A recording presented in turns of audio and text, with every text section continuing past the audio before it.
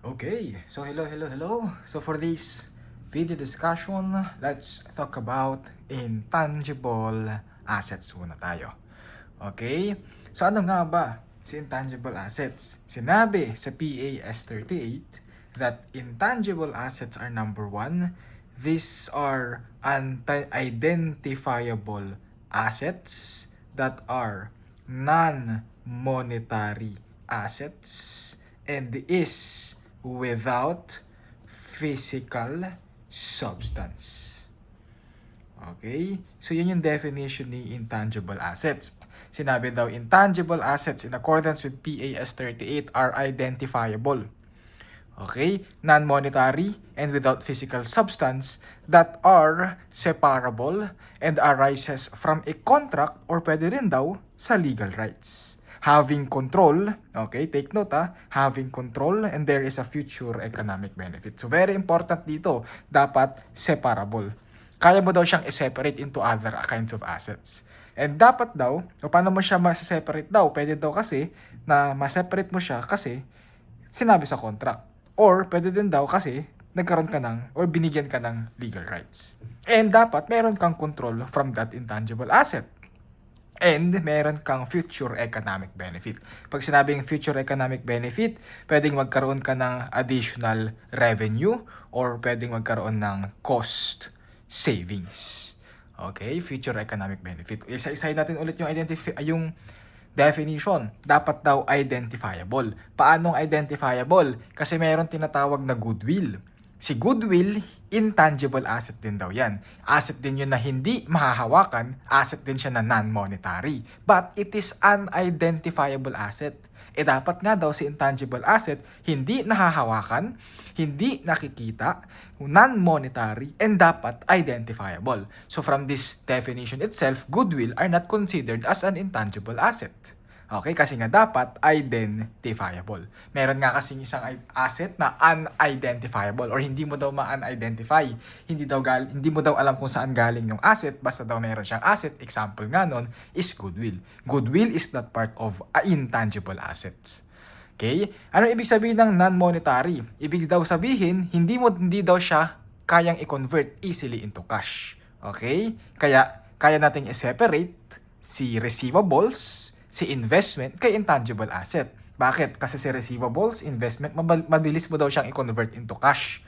Monetary asset daw sila. Yes, wala din daw silang physical substance. Yes, identifiable din daw sila, but they are immonetary. Dapat nga daw non-monetary para maging classified as intangible asset.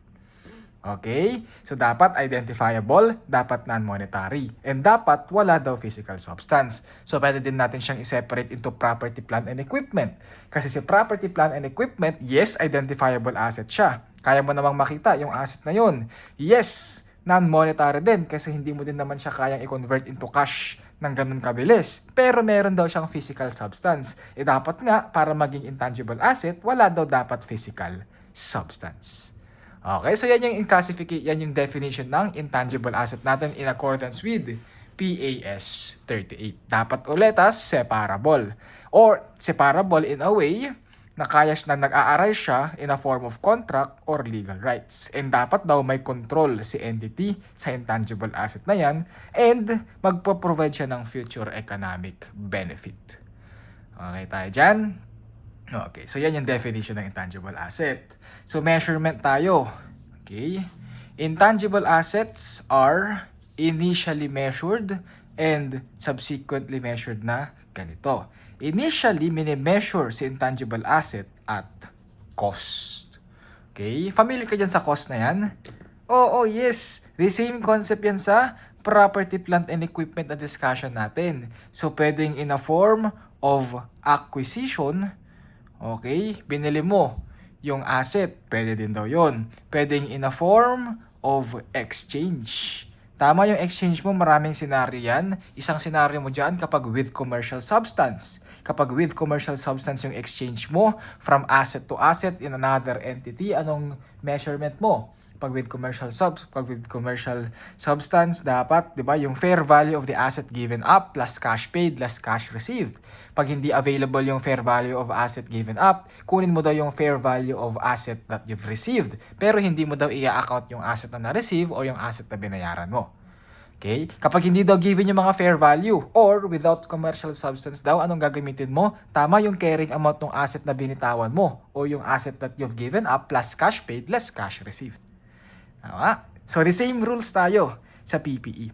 So, kapag acquisition, same rules sa PPE, yan yung purchase price plus directly attributable cost plus present value of the decommissioning cost. But, kay intangible asset, hindi mo na kailangan i-account yung decommissioning cost or yung restoration cost kasi usually pag usapang intangible asset, wala namang batas na nagsasabing ibalik mo sa dating ayos yung kinuha mong asset. Okay, so basically, ka-intangible asset yung purchase price lang plus directly attributable cost. Ano ulit yung directly attributable cost natin sa PPE? Okay, recap lang tayo dito ha. Ano ulit yung directly attributable cost mo doon? Yun yung mga necessary costs that are necessary for its intended use. Tama, yun yung directly attributable cost. Okay tayo. Tama, yung sa PPE mo, pwedeng self-constructed. Yes, meron din sa intangible asset yon, self-constructed. Pero tawagin na lang natin siya as internally generated. Okay? Self-constructed pa rin yan. Ginawa mo siya internally. So, ibig sabihin, hindi in exchange, hindi binili. Anong nangyari? Ginawa mo daw mag-isa. Okay? Kapag internally generated, lagi mo na lang tatandaan na meron tayong nai-incur dito na research and development cost. Okay? Research and development cost. Lagi mong tatandaan pag research and development cost, lagyan ulit natin ng panibago pang timeline dito. Okay? 4, lagyan natin. Okay. Yung research internally generated na yan, let's say for example, nakakuha ka ng or nakaisip ka ng isang magandang machine. Okay? Isang magandang machine, wala pa ngayon sa market, ikaw lang ang nakaisip niyan. Anong ginawa mo? Nagkaroon ka muna ng idea. Okay? Yung moment na magkaroon ka ng idea, tama, after mo makuha yung idea, anong gagawin mo? Susubukan mo, feasible ba? So, i-implement mo yung nasa isip mo, yung idea mo na yan. Yung idea to implementation, syempre meron ka munang research. Yun yung research cost daw. Ang sabi daw, yung research cost daw na yan, expense daw yan. Okay? Expense mo daw yan, outright daw. Okay. Na-implement mo yung idea, nakita mo, ay, pwede pala. Nakita mo, feasible. Okay? The moment na in-implement mo yung idea mo, tapos nung time na nakuha mong feasible na daw tayo, ito pinapa-copyright mo na or pinapa-patent mo na yung isang product mo kasi pwede naman pala. Nagkaroon ka ng development cost. Sabi daw sa development cost, it can be capitalized. Okay? Ulitin ko, it can only be. Hindi sinabing capitalize daw agad it can be.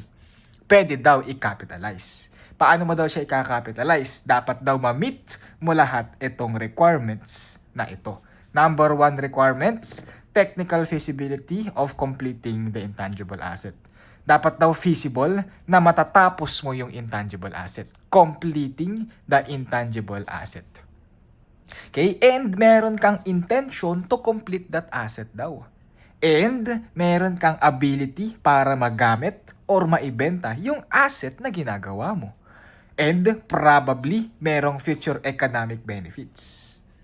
And available yung mga resources. Kasi nga dapat matapos mo. So para matapos, dapat available yung resources mo. Baka meron kang idea, tapos wala pa naman sa totoong buhay, wala pa naman sa totoong buhay sa real life yung nasa isip mo. Hindi pa naman pala siya doable.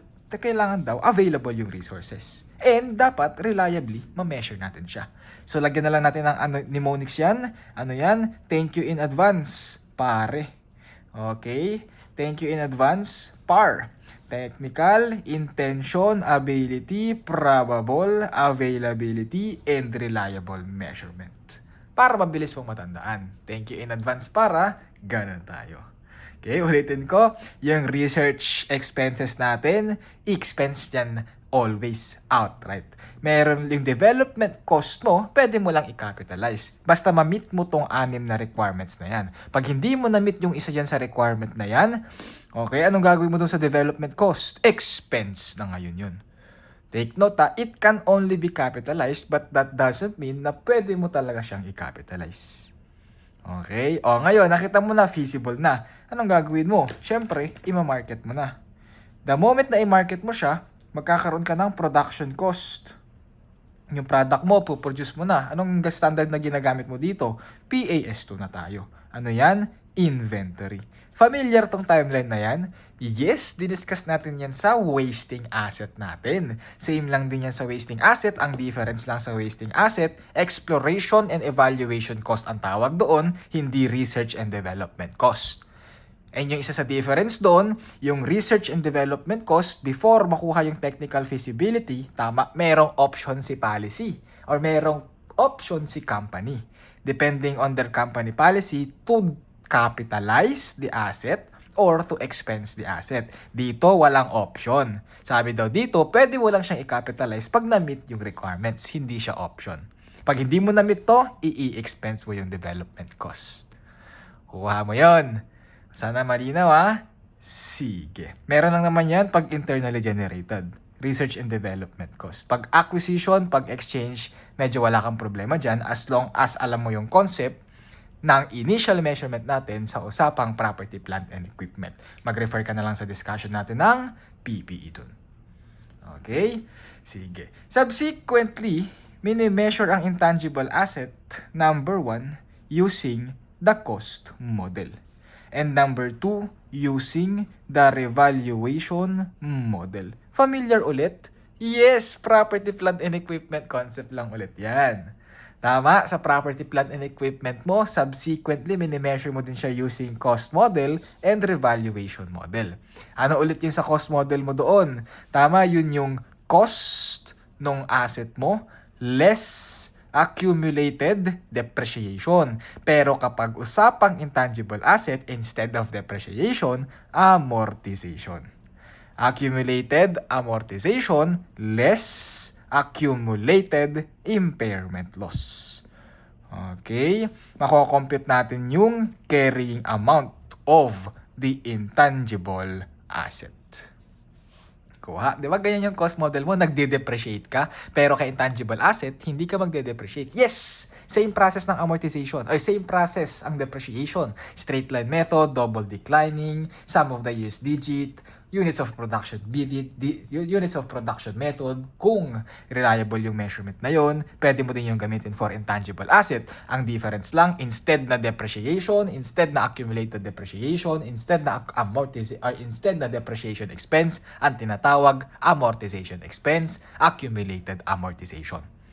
Same process lang, same concept lang. So very crucial na alam mo yung concept na diniscuss natin sa property, plant, and equipment. Okay? Ganyan lang yan. So medyo madali. Kaya sinasabi ko minor topic na lang din itong intangible asset sa atin. Kasi medyo madali na to dahil alam ko, master mo na si property, plant, and equipment. Kuha natin. Sige. Emphasize ko lang yung isang difference dito. Tama yung accumulated depreciation or yung pagde-depreciate ng PPE mo. Yun yung cost less residual value divided by useful life pag straight line method. Tama? Okay. Pag intangible asset, always remember yung residual value, kahit na binigay yan sa problem, it is always assumed 0. Yan yung isa sa difference sa pag-compute ng depreciation. Pag-usapang intangible asset, it is assumed 0 yung residual value. Anong rationale? Bakit daw? Intangible asset daw kasi yan. Usually, walang principal market, walang active market na willing bumili ng intangible asset na meron ka.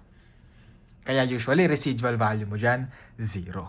Sir, paano pag binigay sa problem yung residual value? Iko-consider ko ba? No, i-0 mo na. Hindi ba talaga, sir, pwedeng i-consider? Pwede mong i-consider, provided ma-meet mo tong dalawang requirement na to. Okay, itong requirement na to ma-provide mo or ma-meet or sabihin sa problem. Okay? Kahit isa lang dyan. Okay? Kahit isa lang dyan. Ano sinabi? Dapat daw merong third party na willing or committed na bilhin yung asset mo. Okay? Dapat meron daw. And dapat merong active market. Pag walang active market, yung residual value mo, 0 lang yan. Okay tayo? Sige yung differences concept ng PPE, concept ng intangible assets, the same lang yan sa initial measurement and sa subsequent measurement. Ang difference lang sa initial measurement, merong research and development cost na crucial pag-usapang intangible asset. Okay? Yung research and development cost, mahihirapan ka lang naman dyan kay development cost. Kasi si research cost, expenses na lahat yan. Si development cost, pwede mo lang siyang i-capitalize. But it's not always. Kailangan ma-meet mo ulit yung mnemonics natin na thank you in advance, par. Okay?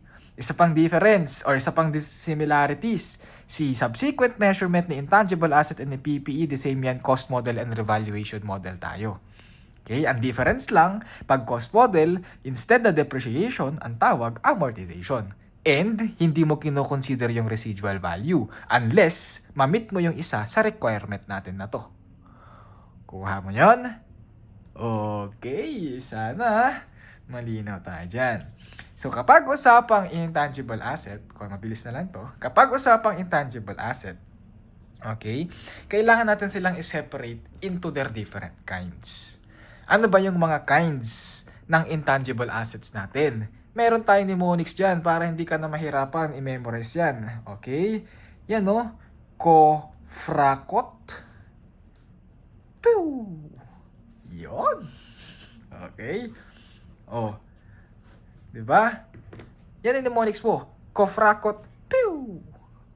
Korakot. Pew! Ganon. Ano ibig sabihin ng ko?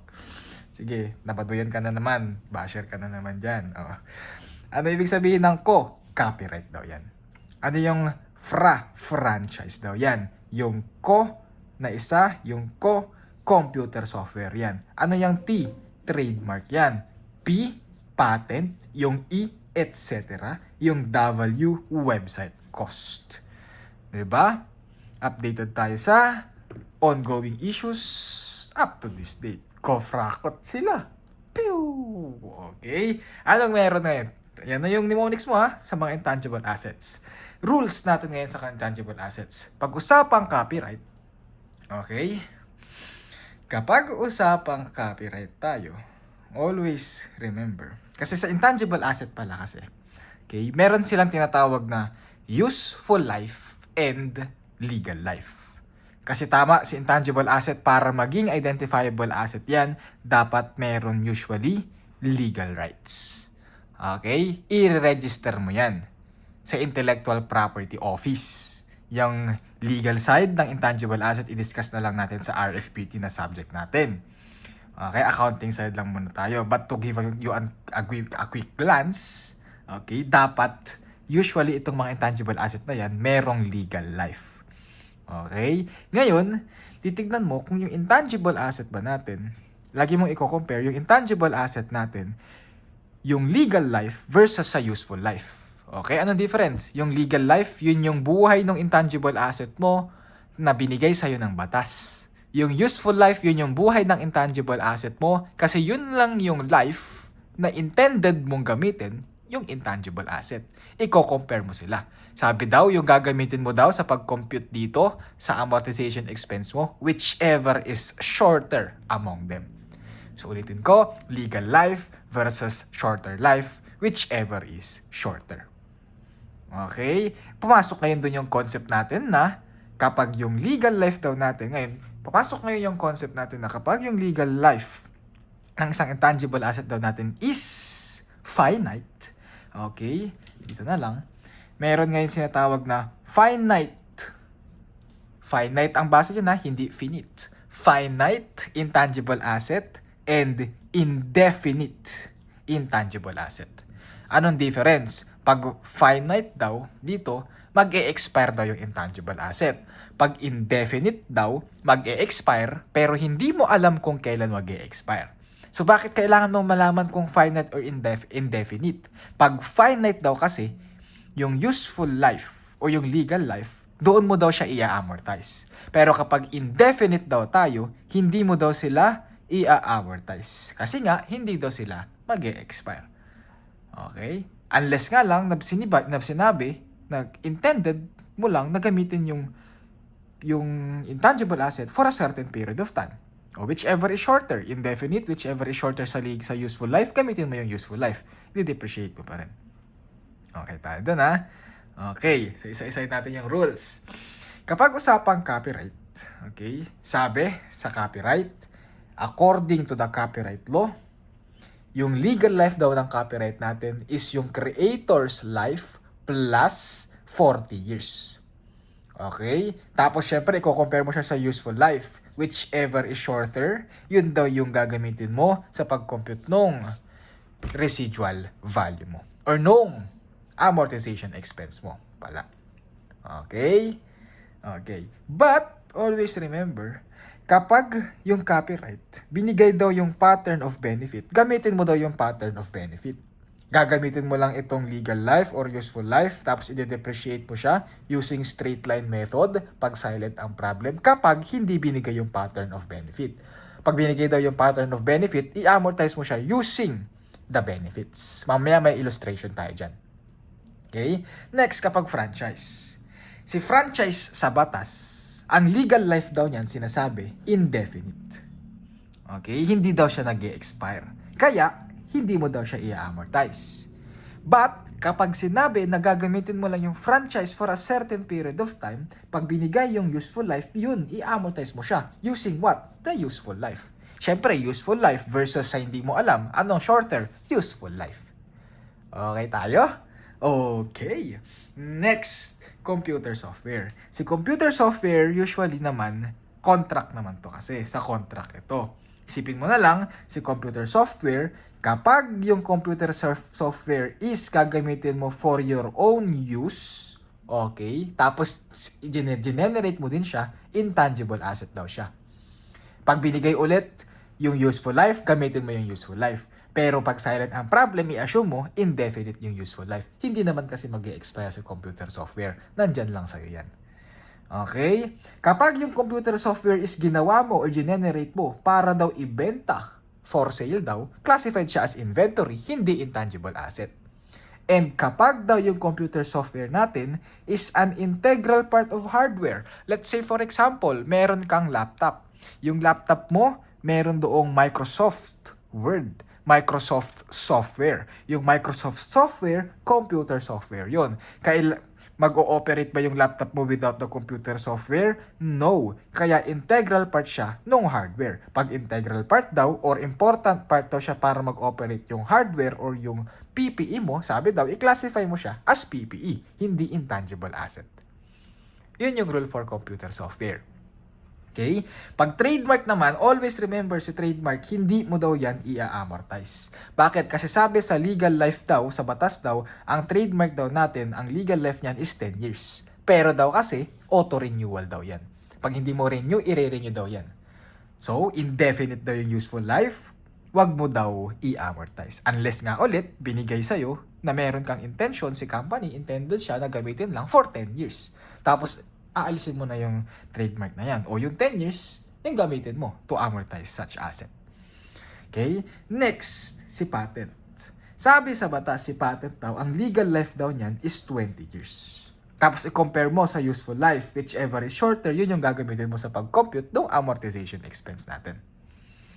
Okay tayo? So dito sa concept natin, sa rules natin, inaalam lang natin yung legal life. Okay? Mas mabuting alam mo yung legal life. Ano na ba yung mga na-discuss natin na legal life dito? Si copyright, creator's life plus 50 years. Si franchise, indefinite daw ang legal life niyan.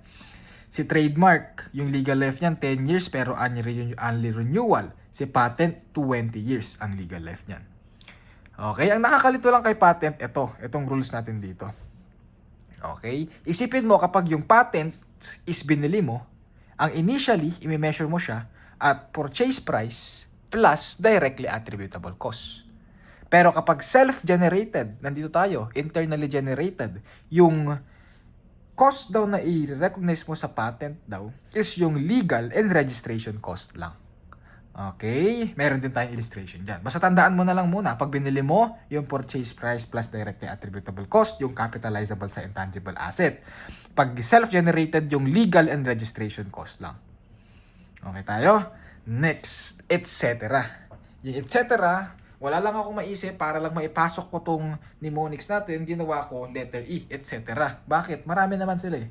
Brands, masterheads, and customers list.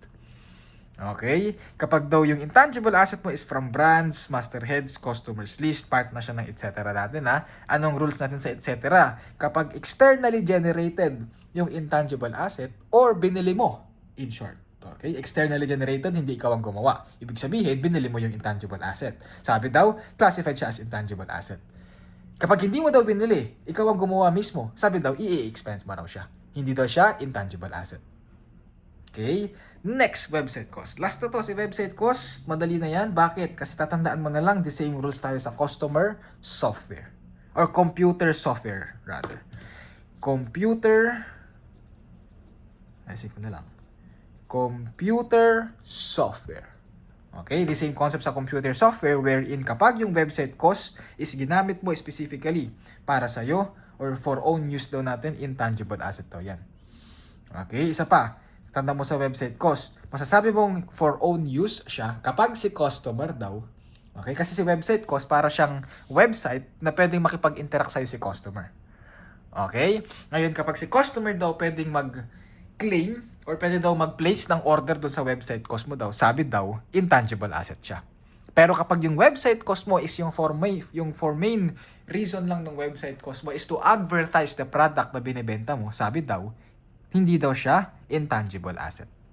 Okay? Tapos kapag yung website cost is for sale inventory, pag yung website cost is an integral part of the hardware, PPE pa rin daw tayo. Okay? So yan yung rules natin for intangible asset. Okay? Yan na. Yan lang. Ulitin ko, madali lang sa intangible asset. Bakit? Kasi yung rules natin sa PPE actually the same lang sa intangible asset. Meron lang difference. Ano yung difference? Ito. Okay, kailangan mong kabisaduhin itong mga requirements natin dito. Okay, tapos yung residual value, huwag mong kakalimutan. Okay, tapos instead of depreciation, amortization ang ginagamit. Tapos, meron tayong mga classifications. Kofrakot. Pew! So, let's start. I-apply natin yung concepts. Nag-prepare ako ng konting illustration. Let's go for illustration number 1. Sige. Sabi sa illustration number 1, Sakura Company started the research and development project on a new product on January 1, 2025. Total cost incurred before reaching technical feasibility amounted to 4 million pesos. O anong gagawin mo sa 4 million pesos na yan? Expense yan. While development cost after reaching technological feasibility amounted to 5 million. I-assume mo muna na meet niya yung mga requirements. Kaya ito, capitalizable. Saan? Sa development cost. Okay, capitalizable cost yan, intangible asset yan. Prior to commercial production daw, the entity paid legal and registration fees amounting to 1 million in filing for patent. Uy, ginawa ko mismo yung patent. Self-generated. Pag self-generated, ano yung capitalizable? Yung legal and registration cost lang. So ito, patent yan. Okay? Hindi mo isasama yung 5 million dito. Yes, intangible asset yung 5 million na development cost mo yan, pero kailangan mo siyang i-measure or kailangan mo siyang i-classify separately sa patent. Kasi nga sinabi, si patent lang yung legal rights and registration lang. Okay? Next, early in January 2026, an additional amount of 2 million pesos was incurred to develop that project to full manufacturing stage. Uy, tama. Ano to? Classified siya as development cost. Okay? Development cost pa rin yan. Capitalizable siya kasi dinevelop mo yung project in full manufacturing stage. Okay? Pero development cost. Hindi siya part ng patent natin. Next, however, the entity expected technological advancement will render the new product virtually obsolete by December 21, 2023. Kailan mo ginawa? Ulit, kailan mo ginawa? January 1, 2025. Sabi daw, obsolete daw siya ng 2030. So, 25, 26, 27, 28, 29, 30. Tama? 6 months. Tama ba tayo? No. Kailan daw na-approve yung patent? 2026. January. So, 26, 27, 28, 29, 30. 5 years. Okay? Ano legal life ng patent ulit? 20 years. Ano daw yung useful life? 5 years. 20 years versus 5 years. Whichever is shorter, 5 years yung gagamitin natin. Requirement, research and development cost charged to expense. Magkano? Yan na. 4 million pesos. O research and development costs to be capitalized. Ito, 5 million. Tapos yung 2 million, 7 million pesos tayo. Cost of the patent, 1 million lang yan. Amortization of intangible assets for 2026, i-amortize mo lang isa-isa yan. 7 million. Yung useful life, 5 years. Magkano yan? 7 million divided by 5 years, 1,400,000. Tapos yung isa, yung patent, 1 million divided by 5 years. 1 million divided 5, 200,000. So magkano yung amortization mo daw? 1.4 plus 200,000, 1,600,000. Yan lang. O, prepare natin journal entries. Mabilis lang naman ng journal entries mo dito. Meron kang expense dito. Debit ka ngayon, expense na lang para mas mabilis. And then, research and development expense. Tapos, syempre, binayaran mo yan ng cash. Magkano yan? 4 million pesos. Tapos, ika-capitalize mo yung development cost. Sabihin na natin muna, intangible asset. Debit ka ng intangible asset. Credit ka ng cash. Magkano yan? 5 million, tapos 2 million, sabihin na lang natin 7 million. Para shortcut lang for illustration purposes. Okay, kahit na magkaiba sila ng date, shortcutin lang natin. Tapos meron kang i-recognize na patent. So debit ka ng patent, credit ka ng cash of 1 million pesos. Tapos magre-recognize ka ng amortization expense. Debit ka ng amortization expense. Credit ka ng accumulated amortization. Tapos magkano? 1.6. Yan na. 'Di ba? Same concept lang sa PPE natin. Okay? Okay. Ito merong instances, baka may babasa ka sa ibang textbook na instead of accumulated amortization yung ginagamit dito. Okay? Ang ginagamit nila, ano ba yan? Gulo. Accumulated amortization.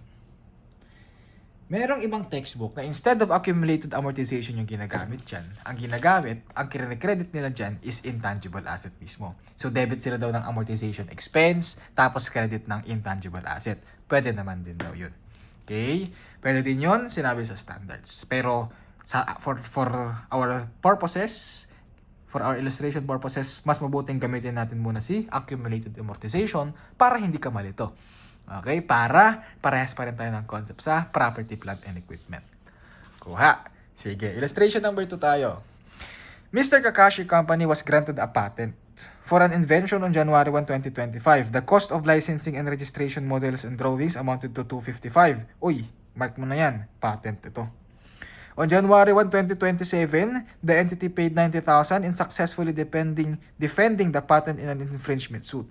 Okay, ito subsequent measurement ang nangyari dito. Always remember pag subsequent measurement, kapag yung additional cost na ginamit mo is in-enhance yung intangible asset natin, ang gagawin mo, capitalizable siya sa intangible asset. Pero kapag hindi in-enhance or hindi na-enhance yung intangible asset, hindi siya capitalizable. Expense siya. Ano nangyari dito? Nagbayad daw ng 90,000. Bakit daw? Dinefend mo daw yung patent. Parang nagsabi, kinasuhan ka daw. Nag-improve ba yung life ng patent mo? Hindi. Na-maintain lang yung meron kang patent before. Hindi lang nakuha ng iba, pero na-maintain lang. Hindi nag-improve yung patent. So, anong gagawin mo sa 90,000 na yan? Expense yan. Okay. Next, January 1, 2028, the entity paid 500,000 for the acquisition of competing patent which has a remaining life of 17 years. The competing patent is intended to protect the original patent. Sabi daw, the entity paid 510 for the acquisition of competing patent. Okay. Which has a remaining life of 17 years. Bumili ka daw ng panibagong 510,000 na patent. O ano yan? Bumili ka ng bago. Patent yan. Okay? Next, prepare the journal entries 2025 to 2028. Sige. 2025. Mabilis lang yan. Mag-recognize ka ng patent. Magkano yun? 255,000. Tapos, syempre, i-assume mo, binayaran mo ng cash. 255,000. 2026, ano daw entry mo sa 2026? Wala ka namang entry sa 2026. Dito. 2025, i-amortize mo yan, 255,000 na yan. Magkano yung, or ilan yung useful life natin dito? Okay, ilan yung useful life? Sinabi ba yung useful life? Hindi. Pero alam mo yung legal life, tama? O ano yung legal life mo? Pag-usapang patent, 20 years. I-divide mo yan ng 20 years. So, 255,000 divided by 20 years, meron kang 12,715 na annual amortization. So, 2025, December 31, magde-debit ka ng amortization expense, credit ka ng accumulated amortization. Magkano? 12,750. Diba? Mabilis lang. 2026, wala ka namang binili. Pero magre-recognize ka ng amortization expense pa rin and accumulated amortization of 12,750. Annually na kasi yan.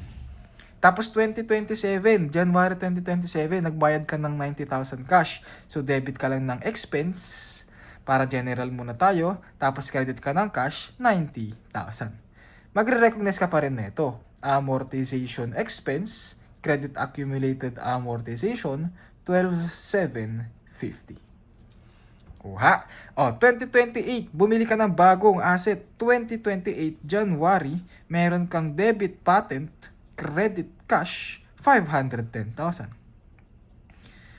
Okay.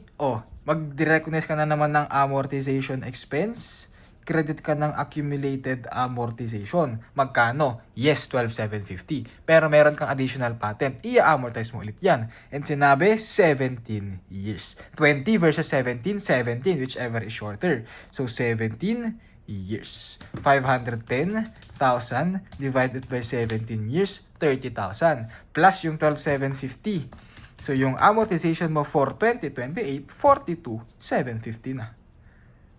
Okay? Basic, no? Pa-process lang tayo. Matagal lang yung discussion natin kasi nag-i-entry tayo. Pero pag tinanong lang, magkano amortization expenses mo, kayang-kaya mong sagutan. Magkano carrying amount ng intangible asset mo, kayang-kaya mong sagutan. Okay, next. Illustration number 3. Sabi sa illustration number 3, on January 1, 2025, APC Company acquired trademark from CBA Corporation, trademark daw. Ano yung rules natin ulit sa trademark? Hindi yan ina-amortize. Tama. For a total cost of 100,000 pesos, capitalize mo na yan. Other related costs incurred includes the following. Cost of employee benefits arising directly from bringing the asset to its intended condition, directly capitalizable. Directly attributable cost. Professional fees arising directly from bringing the asset to its intended condition, capitalizable, directly attributable cost. Cost of introducing the new product including advertising cost, expense yan. Compute for the cost of the trademark and prepare the journal entries. Dito na lang muna tayo sa cost of the trademark. Magkano cost of trademark mo? 100,000 plus 10,000 plus 5,000. This is 115,000. Kung i-entryhan mo lang yan, debit ka lang ng trademark, credit ka lang ng cash, 115,000. Tapos yung expense mo, debit ka lang ng advertising expense, credit ka ng cash, 3,000. Yan lang.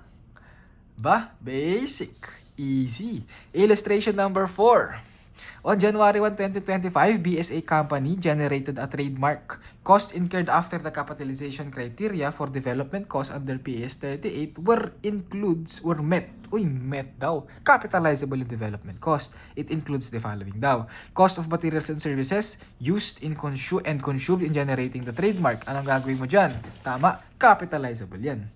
Next. Incurred in generating the trademark, capitalizable din yan. Fees to register the trademark, mas lalong capitalizable yan. Amortization of patents and licenses that were used to generate the trademark, capitalizable. Selling and administrative expenses, ayun, expense tayo dyan.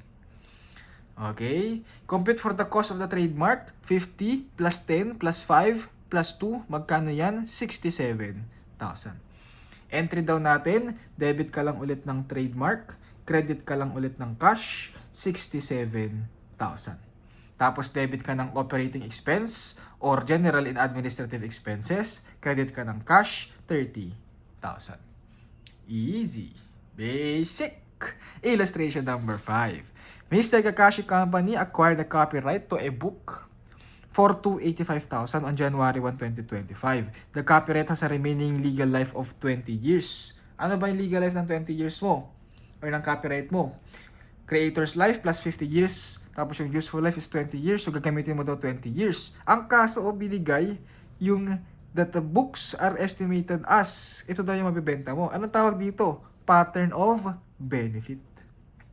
Okay, pattern of benefit yan. Sabi, prepare the journal entries for 2025 and 2026. Siyempre, meron ka dito. Debit ka ng copyright. Tapos, credit ka ng cash. 285,000. Tapos, i-amortize mo siya. Paano mo siya i-amortize? Based on the benefit of pattern. So, that's 50,000. Ito yan, 50 plus 30,000 plus 10,000 plus 5,000. So, parang sinasabi that kaya mo ba daw magbenta ng 95,000 copies dahil sa copyright mo na 285,000. Tapos, i-prorate mo lang yan. For 2025, magkano amortization mo? That's 50 divided by 95, yung total. Times mo lang yung 285,000, yung cost ng copyright mo, 150,000. So, 150K 2025. 2026, same process lang. 30 divide 95 times 285,000, yun, 90,000. Okay, so kung i-entryhan mo yan, debit ka lang ng amortization expense, credit ka ng accumulated amortization, 150,000 for 2025. For 2026, debit ka ng amortization expense, credit ka ng accumulated amortization, magkano? 90,000. 2026. And so on and so forth sa 27 and 28. Okay? Andali! Basic. Thank you in advance, par. Illustration number 6. CBA company entered into a franchise agreement or franchise to sell the products in a franchisor for 20 years. Okay, 20 years. Ilan ba ang franchise? So, sinabi yung useful life, kaya definite. Okay, i-amortize mo siya using the useful life of, sabi ba, 20 years? 20 years. The agreement provides that CBA shall pay an initial fee of 6 million. Yung 6 million, capitalize na natin to. Okay? Okay. In cash upon the signing of the agreement at the beginning of current year. The agreement further provides that the franchisee shall pay a periodic fee of 5% and an annual gross sales during the current year and to realize gross sale of 25,000. Ito daw, magbabayad ka daw ng, ang tawag dito kasi, continuing franchise fee. Madi-discuss na lang natin to sa advanced accounting and reporting natin sa revenue recognition. Pero yung rules lang dito, kapag usapang intangible asset, yung initial franchise fee, yun lang yung capitalizable. Any continuing franchise fee are expense. Okay? So, i-entryhan mo lang yan. Debit ka lang ng franchise. Credit ka ng cash. 66 million pesos. Tapos i-amortize mo. Gagamitin mo daw siya for over a period of 20 years. So, 6 million divided by 20, that's 300,000. Debit ka ng amortization expense. Credit ka ng accumulated amortization of 300,000. Okay? Next, tapos na. Illustration number 7. Illustration number 7. At the beginning of the current year, CBA entered into a franchise agreement with XYZ to sell XYZ's products. Okay? For an indefinite period. Indefinite period. Ibig sabihin, hindi mo i-amortize. The agreement provides for an initial fee of 20 million. Tapos 5,000 down payment upon signing of the contract and balance. Ano tawag dito? Down payment. Tapos, signing of the contract, the balance in 4 equal annual installment. So, magkano yun? 15 million in a 4 equal annual installment. Magkano yan? 15 divided by 4, 3.75 million daw each year. Kasasabi, the entity signed a 10% interest-bearing note. Balikan mo ngayon yung concept natin sa receivable. Tama, yung receivables doon, kapag short-term receivables, yung present value is equal to the face amount. Okay? Kapag interest-bearing, yung face value is equal to the present value or the present value is equal to the face amount also. So, ibig sabihin yung 15 million, yan na yung present value natin. So, that would be 5 million plus 15 million is equal to 20 million pa rin. So kung i-entryhan natin yung franchise na yan, debit ka ng franchise, credit ka ng cash. Magkano yung binayad mong cash? 5 million. Magde-debit ka ngayon ng notes payable. Yung present value ng notes payable mo, 15 million. Tapos yung franchise mo, 20 million pa rin. Yan yung entry mo for illustration number 7. Sir, what if non-interest bearing note yung gagawin ko dito or yung binigay dito? Anong gagawin ko? O yung 15 million ngayon, i-amortize mo. Hahanapin mo yung present value kapag binigay yung effective interest rate. Okay? Tapos magkakaroon ka dito, debit ka ng franchise, yung cash plus yung present value. Okay? Tapos yung credit mo, cash, tas note payable, ganun pa rin, 5 million, 15 million. Yung balances, it's either a discount or a premium. Balik ka lang ng concept ng receivables natin. Note receivables, to be exact. Okay? Kaya wag mong kakalimutan yung mga concept na naturo. Importante pa rin sila lahat. Okay? Illustration number 8. APC company incurred the following costs in self-development of its website. The website will be used by its employees. Among other things, sending emails to clients, posting updates on financial reports. Uy, ano to? Website. Pag website, tama, naalala mo, kapag for its own use, intangible asset. And paano mo malalaman pag for its own use? Kapag ginamit ng employees natin or kapag nagagamit ng customers. So dito, i-assume mo yung self-development or yung website natin dito is capitalizable. Okay, capitalizable as intangible asset. Next, cost incurred in purchasing web servers. Tapos sa makita mo, internet connections, ay aba, expense yan. Di yan capitalizable sa intangible asset. Cost incurred during the planning stage. Planning stage, ay aba, expense pa rin yan. Cost incurred during the application and infrastructure, graphical design, and content development stages. Yun, capitalizable. Ito, cost incurred during operating stage, ay nagbebenta na. Meron ng technical feasibility, nagmamarket na, expense din yan. Okay. Compute for the total cost of website. Pagkano daw? 300,000. Kung i-entryhan mo lang yan, debit ka lang ng intangible asset, credit ka lang ng cash, 300,000.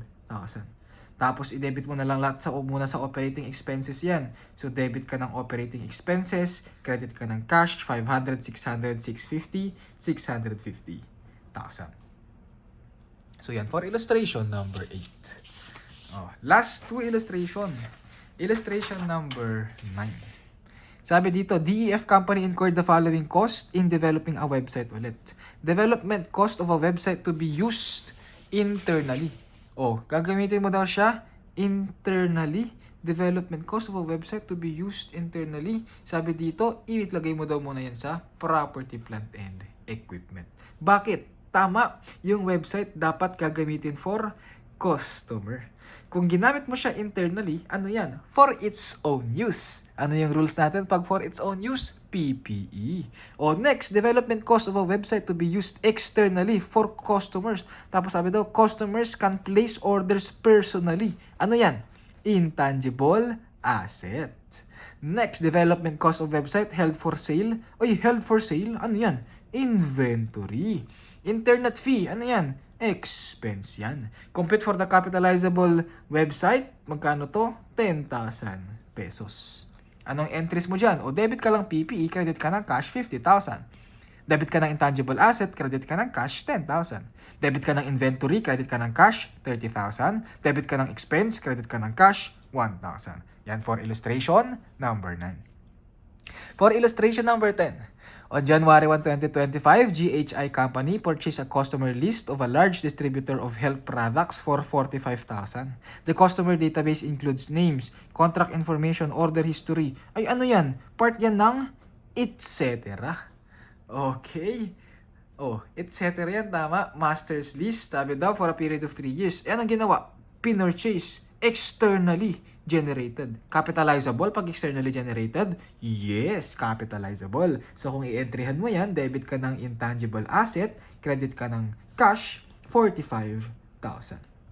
Tapos sabi, gagamitin mo daw siya for over 3 periods. So i-divide mo lang yan by 3. 45,000, divide it by 3, 15,000. Yan yung amortization expense mo yearly. Kung mapapansin mo, hindi binibigay yung residual value kasi nga sabi, O, pag silent ang problem, 0 ang estimated or ang residual value. So, entryhan mo lang yan. Debit ka lang ng amortization expense, credit ka lang ng accumulated amortization at the amount of 15,000. Basic. So, yan lang muna tayo for intangible assets. Ulitin ko lang intangible cash assets, the same concept lang sila sa property, plant, and equipment. So, balikan mo na yung discussion natin for property, plant, and equipment. Yun lang muna. Good luck. God bless. Ciao.